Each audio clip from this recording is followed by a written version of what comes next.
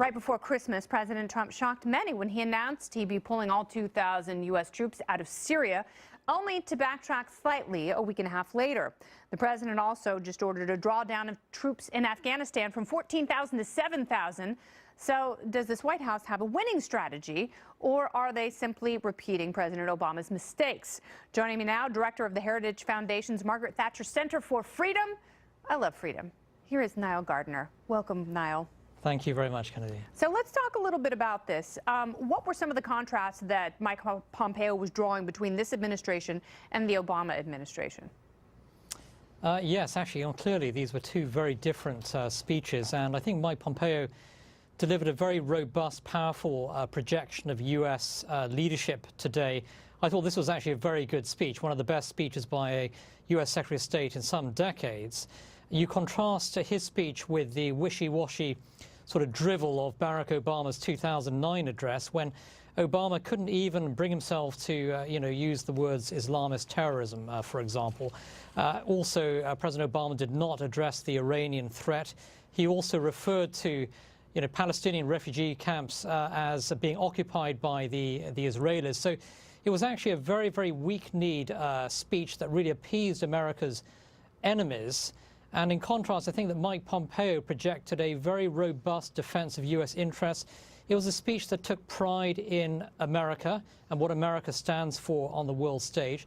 It was unapologetic in contrast to Barack Obama's 2009 address. So really a huge contrast between the two speeches. But I thought that Pompeo did a superb job today, repairing some of the awful damage actually inflicted by the Obama presidency. You bring up a good point, because Barack Obama seems like a nice guy, and he was elected partially because of that quality that seems to be very rare nowadays for future presidential contenders, and that's likability. The kind of guy that you could crack a beer with and sit down at a barbecue and have a nice time. And he gave some great florid speeches with some wonderful language in there and some interesting turns of phrase, but the consequences of his foreign policy, they were pretty dire, but people gloss over a lot of that, don't they?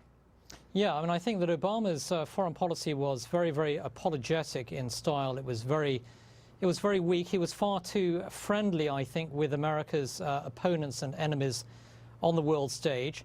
He didn't stand up to dictatorial regimes, for example, the Iranian regime. He also created a vacuum, I think, in Iraq, which allowed the rise of ISIS. Obama had no clear strategy on Syria. He spoke about red lines in terms of dealing with the atrocities of the Assad regime. He did nothing whatsoever.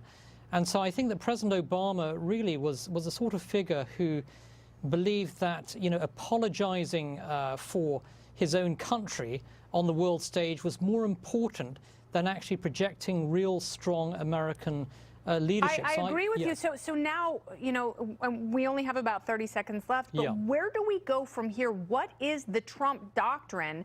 Is there enough of a contrast, and does it make the world safer?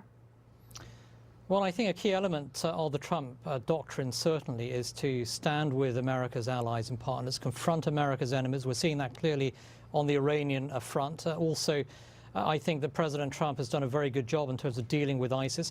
The ISIS threat, though, still remains. We have to do all we can to completely eradicate the ISIS threat. But I think overall, President Trump has done a very good job on the foreign policy front, and we need to continue to demonstrate the kind of strength and resolve that is needed in order to make the world a safer place for the United States and for U.S. interests and our allies as well. And hopefully in the process, everyone will make money. Nile Gardiner, thank you so much. My pleasure. Thank you very much.